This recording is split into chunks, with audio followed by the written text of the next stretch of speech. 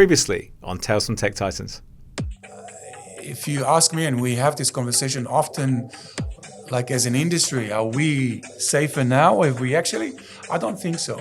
I think the industry goes in circles, and the world is different. To be a successful CISO, you also have to be an evangelist in a way, right? Because just taking what's in the recipe book and applying this is not going to work. If you go to your board and you say that, last month you managed 50 critical vulnerabilities and you still need to deal with 5 other critical vulnerabilities next month, they're going to look at you exactly. As opposed to going to the board and say, you manage 5 vulnerabilities that pose, a $1 million risk to this line of the business, your wealth management business. This is the language they understand. I'm interested as well to talk to you about CTEM, Yes. Because we touched on it very briefly, and it was a concept I'd never come across before we'd spoken. It's not something I hear a lot of in Australia, people talking about yet. So I'm guessing this is more of a trend, probably in the US and overseas. I believe you've been writing some newsletters and sort of talking about this. So bear in mind my knowledge of security is, I call it recruiter level, which is the equivalent to my grandmother. So without getting crazy technical, talk to me about CTEM. What is it about? And we'll come back. I had one more point on team sports and such, and how do you build this culture. CTEM is really an idea. It's a framework. It's a methodology. It's a perception on how to manage risk in a modern digital environment. That's as an overarching statement. The principles, some of the elements that underpin this are not new. I think we need to look at the drift, and there's we spoke about this earlier. There's cultural drifts. There's also changes from the technology and the underlying environment. Culturally, when I was a CISO, it was a star model. Right? CISO sits in between everything. You have to rubber stamp every decision. I remember this. The various different discussions of rolling, new feature, new application into production. You have to rubber stamp. You have to verify that the right considerations were built into the stack. This changed. In many cases, the CISO is providing advice. People go to the CISO as an advice, but it's not necessarily part of the decision-making process. In many cases, they don't own the budget, right? So they have to find ways to create allies, stay closely aligned with the rest of the business. You also need to understand this is not done in a vacuum, right? And this is, as technologists, we tend to forget this. We only look at the back end. There's a lot of disruption in the market. When I started my engagement with the big banks in Australia, back then super regional was the main theme. The average time to take a new service to market was 18 to 24 months, almost 2 years to take new service to market. Everyone now, somewhere between 30 to 90 days to take, a new component to market. I certainly engaged with, digital natives in other industries. Look at SLAs of weeks, sometimes days, to take a new feature, a new application to market. It creates a lot of challenges for CISOs. Okay. I speak to CISOs, they often complain about the uncertainty, the volatile nature of many environments. They describe scenarios where the business, let's say, you're launching a new version of your billing system, the team would go and create this cloud environment where they need to run through some regression testing. The environment existed for a week. They've used real production data because they had to complete this regression testing. They scrapped the environment after a week. It's all gone. But during that time, Optus was a good example. Yeah. There's a potential risk which you're not aware of the environment, you're not aware of the risk posed to the business.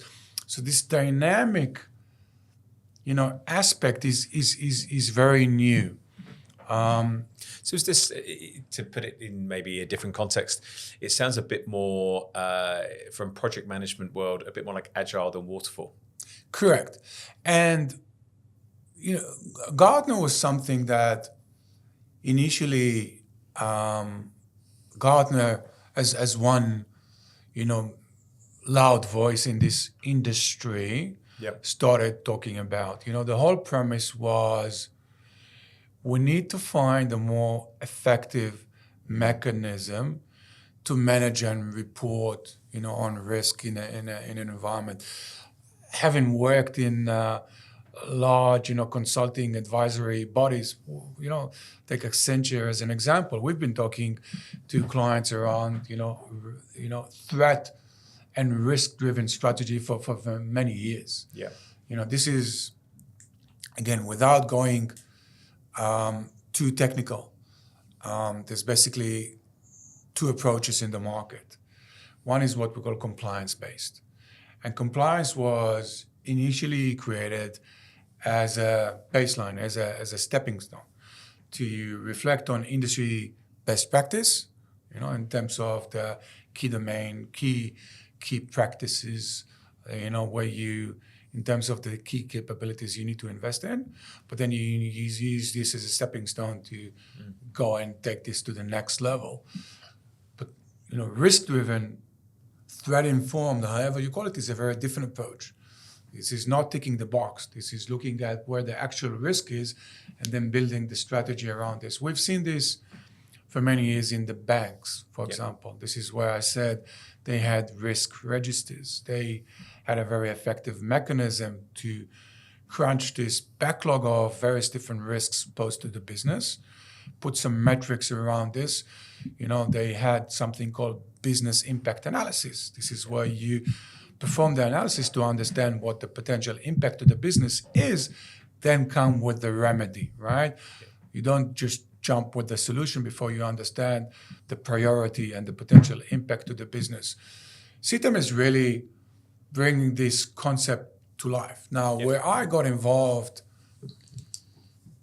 it's a concept, right? And I very quickly realized, first, it's a necessity in the market. I think we have to, as an industry. Australia traditionally, and funny, I did a podcast with a partner in the UK, and they were saying the same, that the UK is probably 2 or 3 years behind the US in terms of thinking. I think we as Australia are probably even further behind. Still, I think most CISOs I speak to, they understand the terminology, they understand at least high level what it means. It's about the pragmatism, and this is where I started working with the market. First, most organizations don't really understand what this means from a practical perspective. I think there's lots of misconceptions. Is this just another tool I'm going to buy? Yeah. And it's much more than this. It sounds more like a philosophy. It's a philosophy. It's a framework that really brings business and technology together, right? So within this framework, maybe I'm not sure if I understood correctly, but would you have the potential where you would have cybersecurity experts, scrum masters, whatever you want to use, agile, embedded within the business, right? So they're working as part of a project or they're working as part of a group, but they're the person responsible to kind of go, let's think about the risk here. Let's think about the cybersecurity impact. So it's almost a decentralized kind of representation of cybersecurity within the organization. Is that going that far? Is that what you're? That's correct. But maybe there's 3 logical components as part of this type of framework. One from a technology. Yep. And again, this is part of the misconception, but I think you're going to see, over the next 2 or 3 years, you're going to see a lot of changes from a technology perspective. Risk and exposure management can be an evolution of existing technology, and can be the emergence of new technologies. You're certainly going to see, because there's some gaps there today, and then how we apply this to vulnerability management and SOC management. So that's one side, the technology. The other side is the business, right? You still need an asset management and metrics and process and policies and business owners. This is where one of the key elements when you go and actually deliver this. By the way, if we take one step back, my honest feedback, speaking to many organizations, is if you want to take this seriously, it's probably 6 to 12 months pre-work, set up, building the framework, getting the business on the journey, creating the business case, getting the initial funding, creating an operational structure, getting the headcount, everything else. 6 to 12 months just for the initial setup. Then it goes into BAU, and obviously a number of increments to build maturity. One of the key elements, and it's crucial for success, is a shared accountability metric.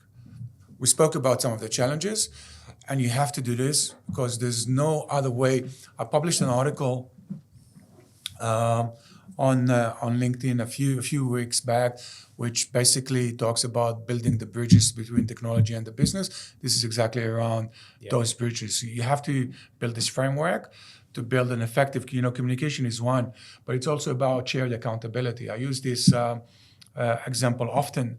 Remediation. No one does remediation effectively, consistently, at scale.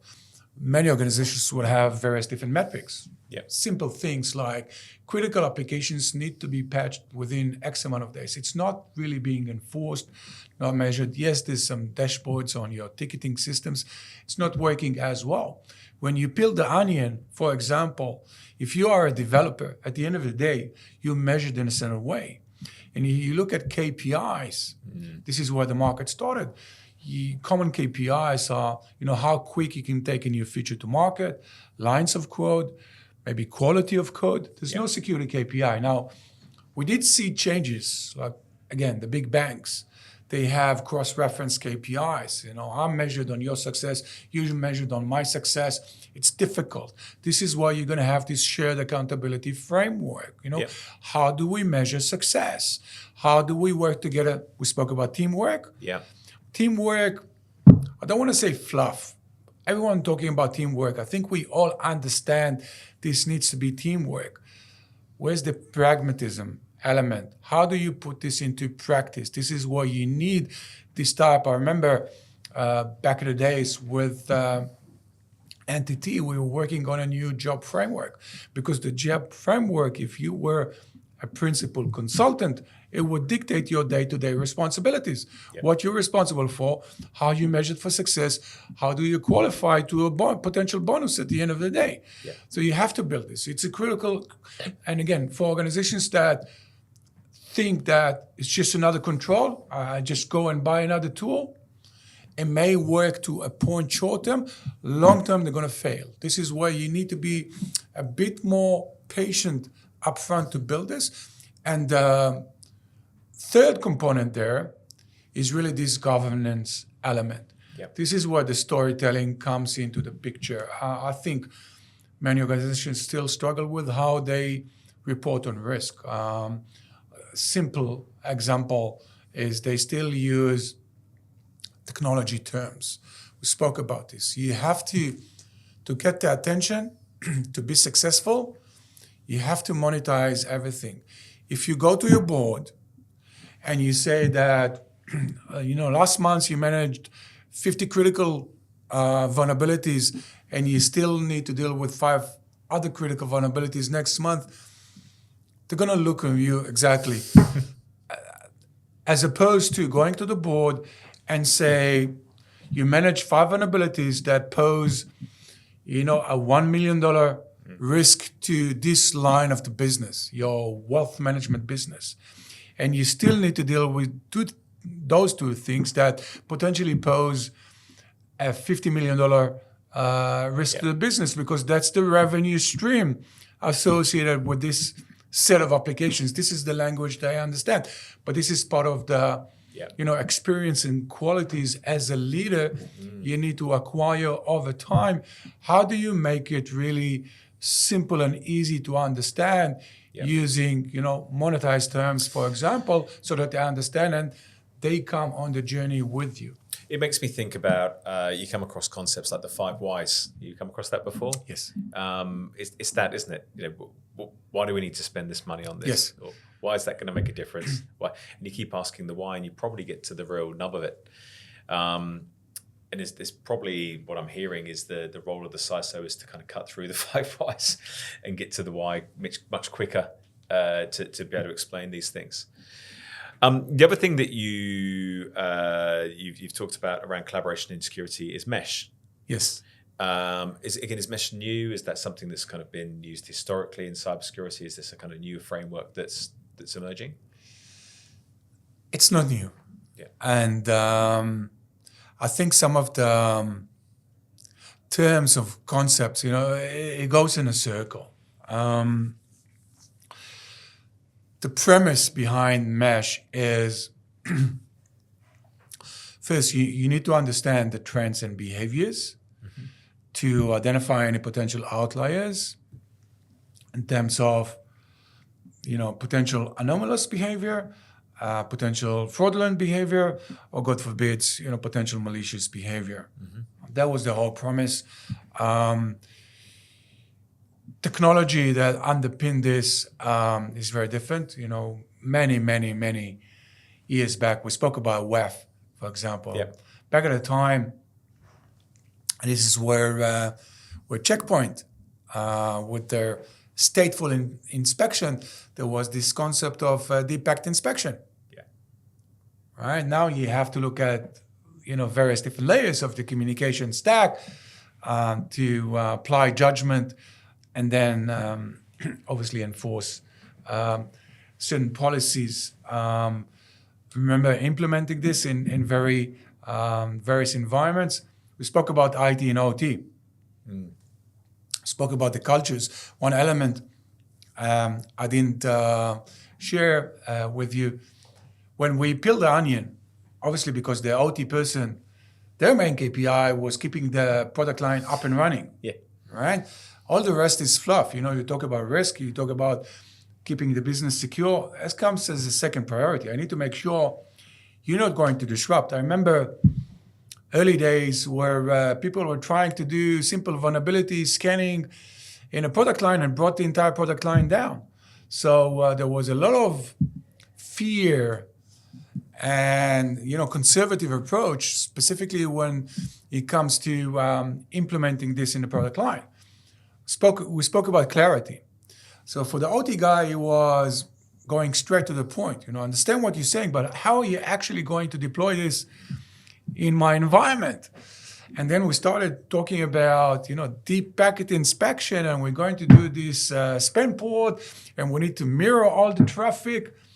And exactly, you can see how they're moving in the chair, because that's potentially disruptive. I think the secret sauce around mesh, and this is it's not an easy conversation, is how do you bring this concept to life in an environment that is so diverse, from the physical realm to a virtual realm, and now going all the way to infrastructure as a service, platform as a service, or software solution as a service. Yeah.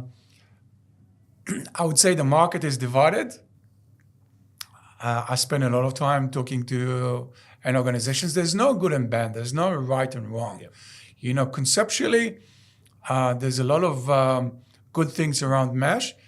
If you can afford this, if you make the right decisions up front, if you focus on the right set of use cases, if you get the right coaching and leadership through the exercise, yes.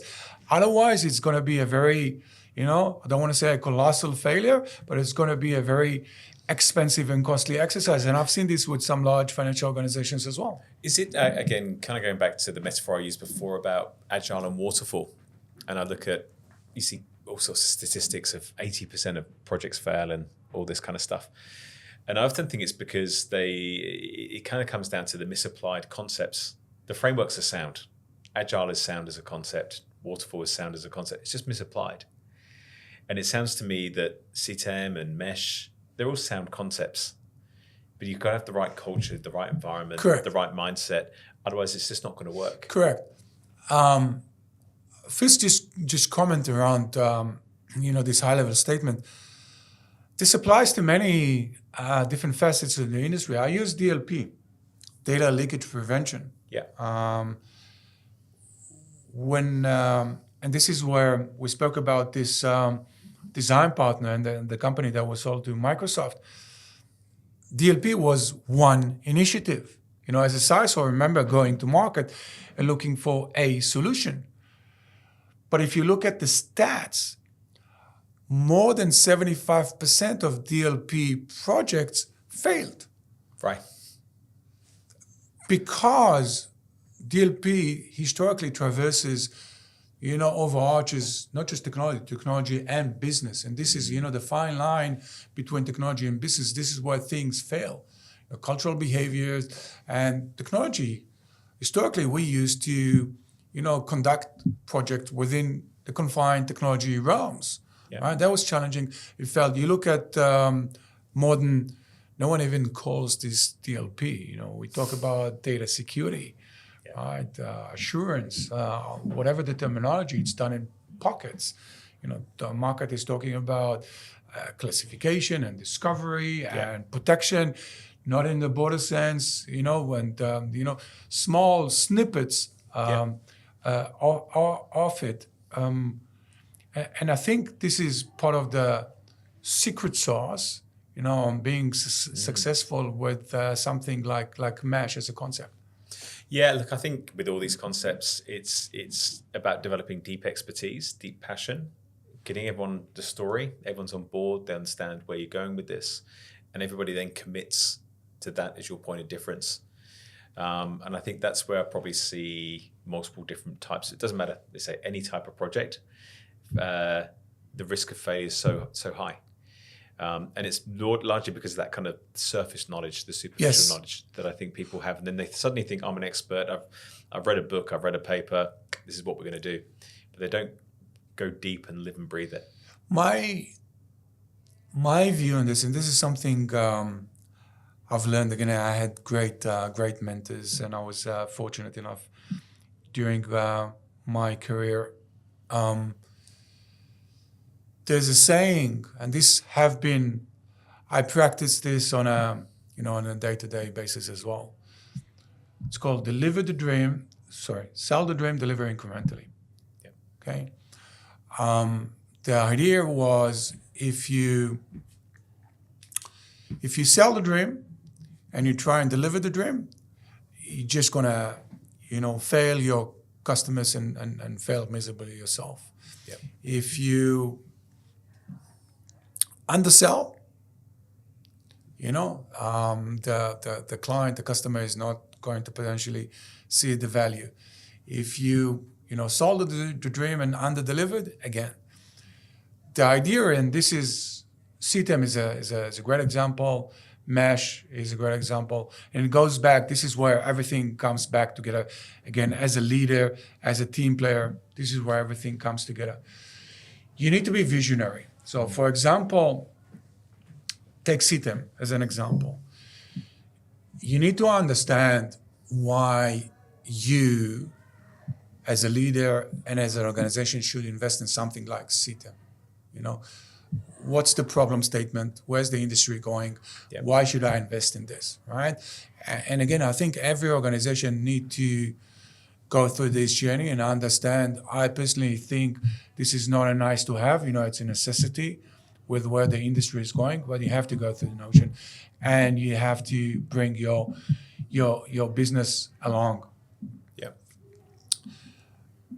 You also need to build a strategy, right? Once you're convinced that this is, in terms of the vision, now the next step after the vision comes the strategy. And once you have your strategy lined up, and again, if you don't do those two steps where you're completely aligned with your leadership, and you always need to find a sponsor, because this, there's a bit of evangelism here, right? So you need to find your sponsor, and in a way you are, a change agent within the organization. And you need to have your strategy in place. Once you have your strategy in place, you build your high-level increments. This is what I call a multi-horizon roadmap. And this is where it goes to execution. Now, if you're smart, and this is, for some people, even for other security leaders, CTEM as a concept might be, too overwhelming. I can see this speaking to various different CISOs. Some get it immediately. Others, it might be, too overwhelming for them. And this is why you need to fill this in increments. So, and you sort of plan this backwards. Then you bring this back to a program. We spoke about Agile. Yes, the Agile is just a mechanism for you to execute on this.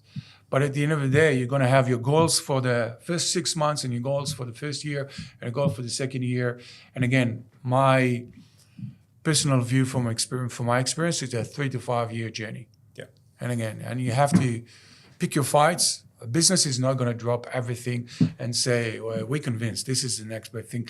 Well, how much should we put on check? It's not going to work this way. And probably the first year is going to come as a BAU initiative. And after the first year, if you are successful, you can convince the business to, dedicate some additional headcounts and put this as a dedicated program with some more robust reporting and such. But this is where, remember my initial, sell the dream. Go to the business, sell the dream, and then go back and find the right increments to deliver this. If you're going to try and deliver the dream, you're going to fail. And again, if you under-deliver, you fail as well, because you promised, the dream. And this is your journey. Now, go back to team play. It's difficult time. So, it goes without saying, cybersecurity is team sports within your immediate team and outside of your immediate team. But I use this analogy. I love soccer. I'm a fanatic. My boys love soccer as well. Watching my younger one, for example, as a coach, where you want them to be, and you're trying to drive the right behaviors and learnings. When they're 8 or they're 10 or they're 11, they're not there yet. Right? They're not playing as a fully developed, professional. Similarly, I was talking to a CISO and someone I respect deeply in the industry. We spoke about the talent pool and what we do, at the national level, and bring some of the concepts that were developed at enterprise level to a national level. So, for example, we spoke about a grad program. I look back at what Israeli intelligence and Air Force. You come out of high school, you have zero experience. They look at other aspects of your personality, ability to work with others in a team, and other, elements that would dictate if you are a good candidate. So similar, you would have. So they're looking for potential. Correct. As opposed to potential. And not only potential, so obviously they're looking for bright, young boys and girls with certain potential, but they would also have the program. So now as a business, you're trying to do the same, because you're going to have a diversity of people. You're going to have, team leads or more experience. You're going to have people in between. Then you have grads, people that are hungry, want to come on board, don't necessarily have the experience. You just went ahead and sold the dream to the business. Now your job is to really gel everyone together to operate as one team, just less like a soccer team, because you might have, the central defense being on the pitch for 20 years, where the striker. But you go with let's go with the soccer analogy. If you look at some of the best football academies in the world that develop the best talent, Barcelona. Let's take them as an example. I love the example. There's many examples. But sorry? I love the example. The example, right? Their kids at 8, 9, 10 years of age are learning to play soccer the Barcelona way. So that by the time they get close to the first team, they've been playing it for 10 years. Well, yes. I'm from Southampton. I believe we've got one of the best academies in the world. We've had some incredible players, but I watch those players develop. They learn that the I'm a City supporter, so I'm hoping you're not going to hold it against me. No. Actually, one of my favourite players growing up through my later teens, early 20s was Ayo Berkovic, a great Israeli soccer player. Yes, of course. So it was a Southampton legend. But Kevin Keegan was around. He was great. Yes. I think we only had him for a couple of years. Came from Hamburg, but I was a young kid then. But that was magic. But that's what you're talking about, right? You're talking about getting the talent with the raw potential. And what I'm hearing is less actually philosophy and frameworks, more ideology. Correct. And I really thank you for bringing this up. There was actually, the term was called total football. If you remember this. That's right. It was a Dutch term. Yeah, Johan Cruyff. And Johan Cruyff, so Ajax has this.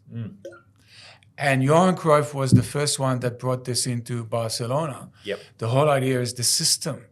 Whether you 8 to 10 or 11, you play the same system. So once you actually make your way through to the professionals, you understand the concepts, how they play, what's expected of you.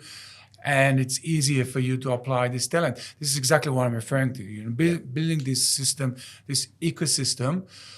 At the end of the day, you're going to have a diversity.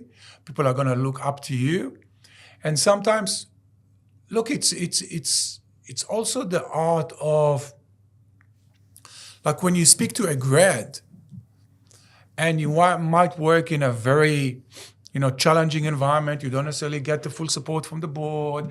You ask for $2 million in funding. They only give you half. I have lots of stories around this. You don't share this for the full extent with your team. This is where, as a leader, you need to keep them motivated, keep them, tightly gelled together, operate as one team, and then, manage the rest of the business at the same time. Otherwise, it's not going to move forward. Yeah, that's right. Amazing, thank you.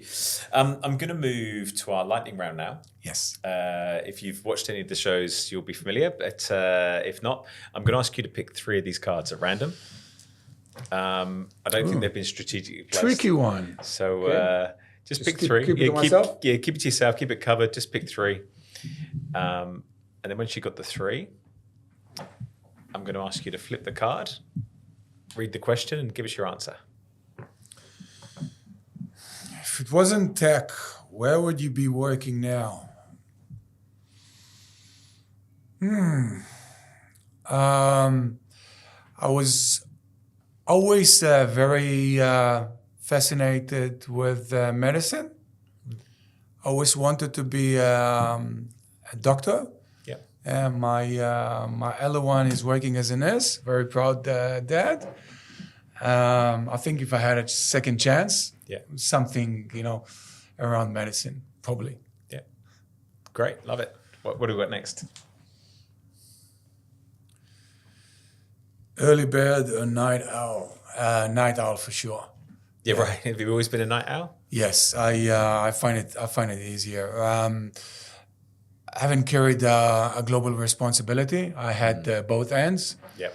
I find a 5 a.m. call is much more challenging than a 2 a.m. call. Certainly the late hours. Yeah, very sure. good. What do you got last? Are you an early adopter of technology or a follower in your personal life? Early adopter for sure. The family would sometimes...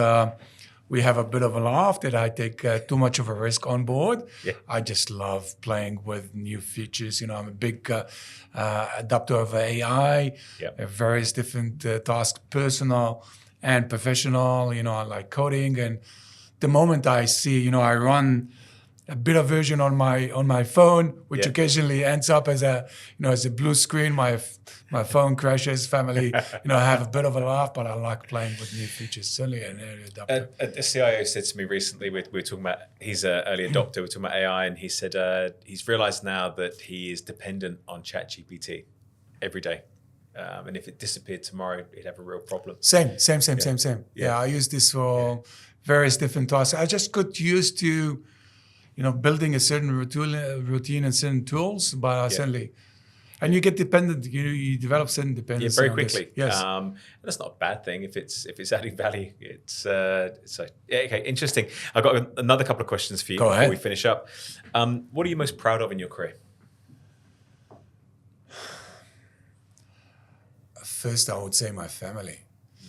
And I must say I was spending a lot of time on the roads,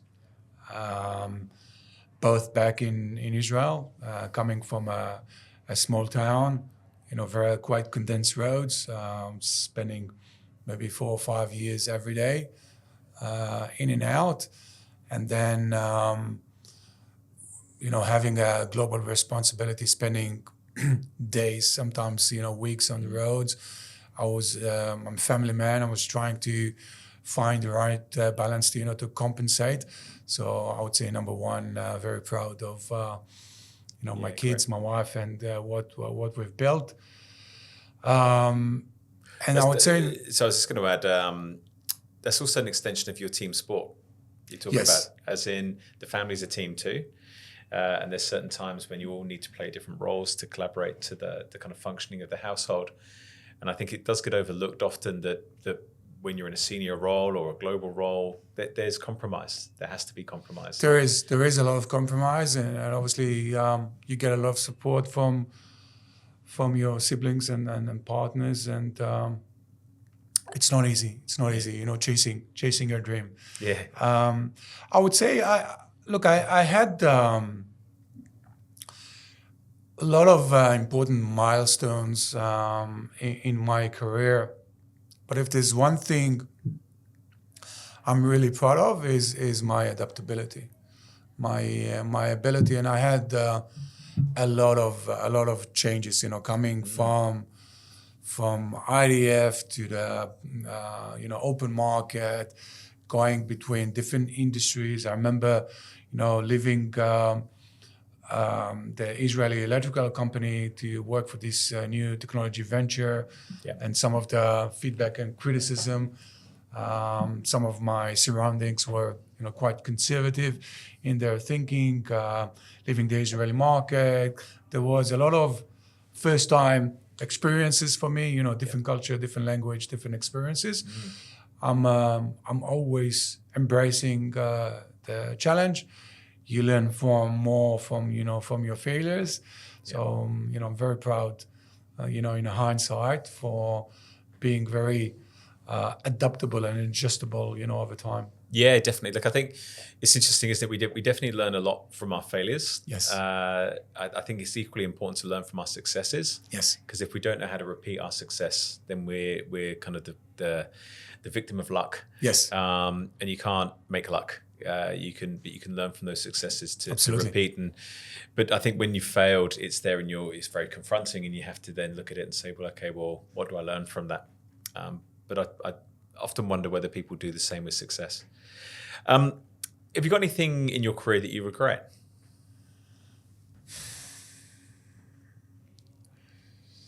Regret is a big word. Were there parts of my career that was not as fulfilling or positive? Yes, absolutely.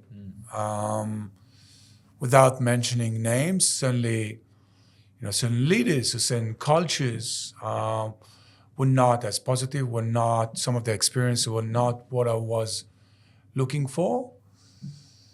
I personally think, there's two things. One, those experiences are not going to define you and define who you are. Yeah. And two, in line with your last comment, when you go through an extremely challenging experience, some people would break into pieces. You would go into depression, would take 6 months off just to recover.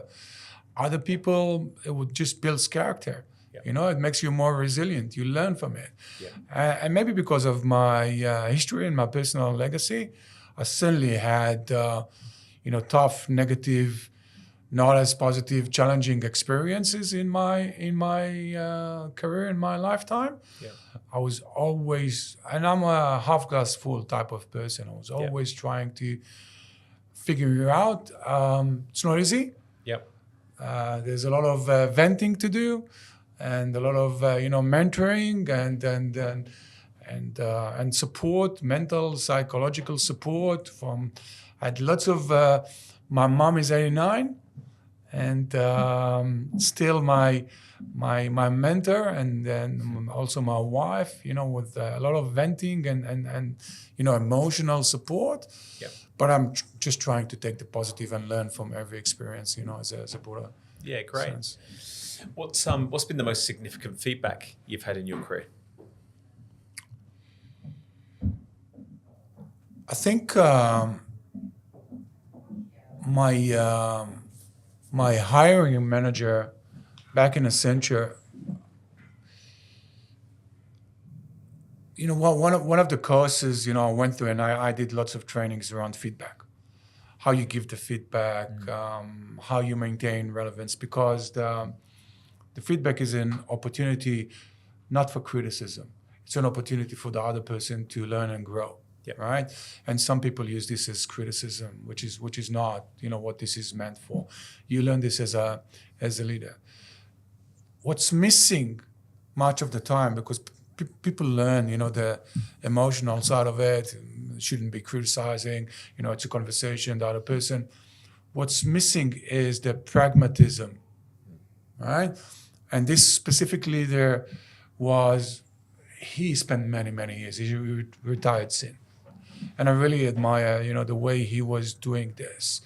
It was very pragmatic. It was very effective. He had this will. And he was going through, where you are emotionally and where you are, financially and where you are from your professional performance, and gave you the feedback across each of the elements. Now, some were direct feedback because he's your career counselor or he's your line manager, so he gave you specific feedback. Other elements is just advice. As someone that has been there, as someone that has some experiences, I found this the most enlightening and positive experience I had. So it's not just a feedback; it has you convey the message and pass this to the other person. So that was certainly by far the most positive experience I had. It's interesting, isn't it? It strikes me you're quite a visual person. Yes. And I know the wheel you're talking about, where you've got the maybe it's into 6 or 8 different sections, and you where are you on that and so forth. And It's very powerful. Those kind of tools are very powerful. My final question for you is, what sage advice would you give to the next generation that are coming through? Number one, be very open-minded, knowing that, what you may know today or think you know today is going to change, 5 times over, probably in the next 10 years. Yeah. Be very willing to learn and embrace new challenges, and be bold. Be bold. I saw this both in a corporate environment, specifically when you go outside of corporate environment. 5 out of 6 people are going to tell you it's the wrong idea and you're going to fail, right? And you just have to move on. Yeah. Move on. Be bold. Try and do the right thing. Always. This is something I remember from NTT Dimension Data. At the time, one of the leaders was saying, always do the right thing for the client, always. And people are going to push you in various different directions. I think it's an interesting point, because if you ask me what would be the profile of the ideal individual this day and age. It's probably going to be very different when I was, early days, definitely, in terms of personalities and the values. And I think it's also a challenge for, academia. People come out of academia. It's far from being plug and play. We also have to think about how we bring, private, public market and academia. But just take on some risk, be bold. Don't be afraid. Well, we're exposed to so much more of the world than probably the world that you and I grew up in. As you said, you're from a small town on the beach in Israel. You now live in a big country on the beach, pretty much, right? Yes. But probably the world exposure that you had that was going on outside of your immediate vicinity as you grew up as a kid was relatively limited. Yes. To probably newspapers or some news stories you maybe saw. Whereas now information is abundant. We can find out anything about what's going on. Correct. And not all of it's true. And a lot of it has its own different lens and so forth, or agenda behind it. But we got so much more exposure about what's happening in the world. Yes. And I think that's where the world is different. We had to kind of get up off our asses as young people and go and find out about the world. Whereas it's now on our doorstep, I think. I'm not sure if we have time, but it's a very interesting point. Einstein was saying, if you applying the same mindset that was used to create a problem to solve a problem, you're going to fail, right? Because you have to apply new thinking.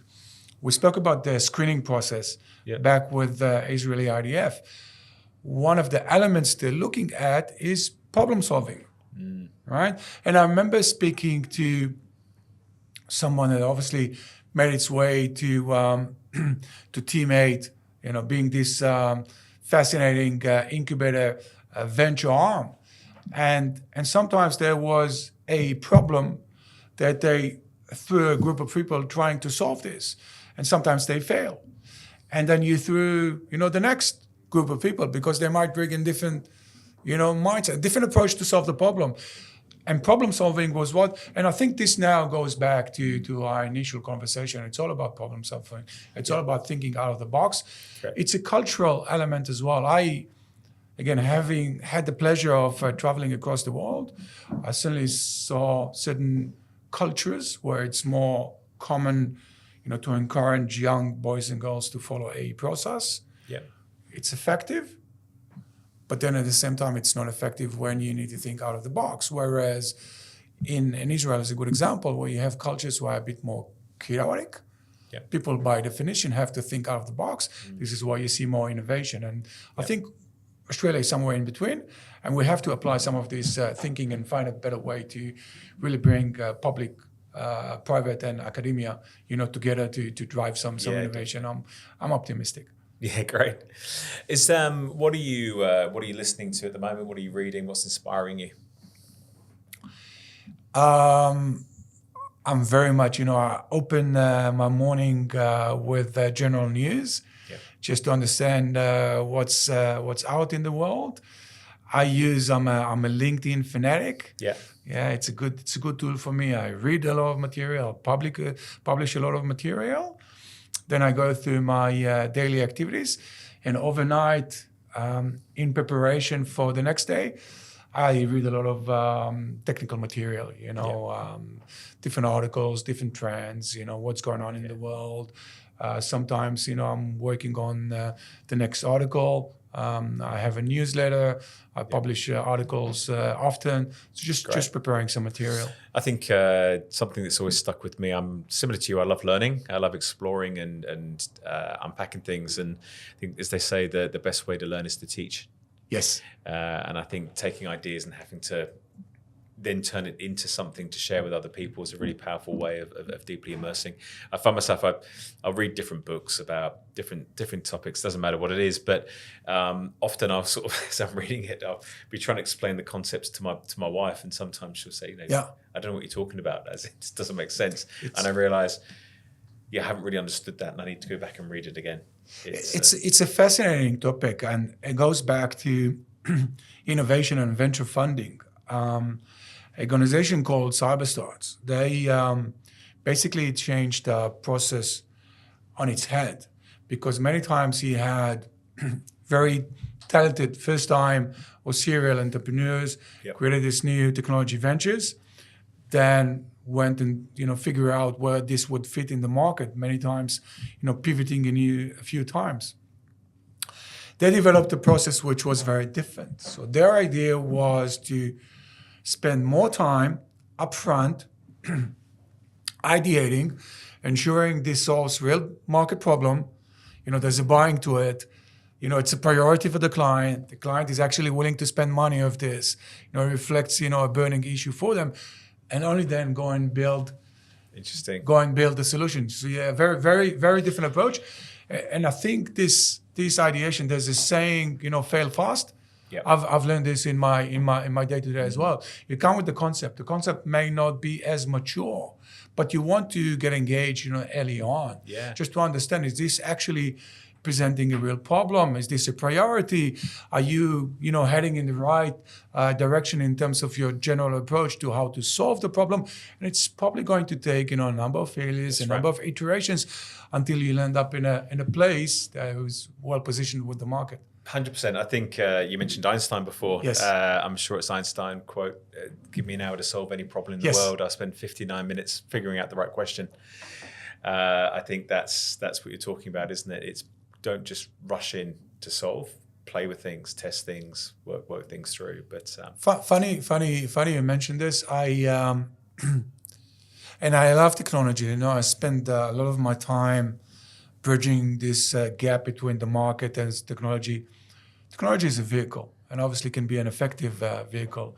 I published an article just earlier this week that talks about the hidden or the not so hidden cost of standalone tools, right? And this is where I see, because it's tempting many times, and maybe the organization is not very mature, is to go and buy the next shiny tool where you don't necessarily have a plan.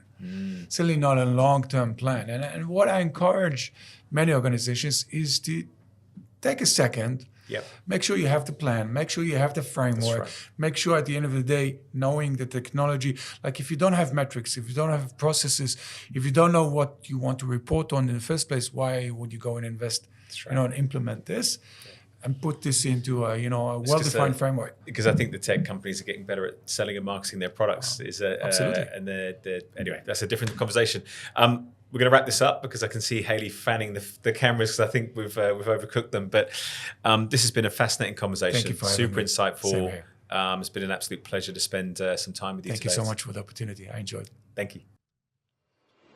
Thank you for listening to Tales from Tech Titans, and be sure to follow us wherever you get your podcast. If you'd like to get more insights about tech careers, then check out the Ember, that's EMMBR, LinkedIn page for the latest updates, articles, and engaging discussions.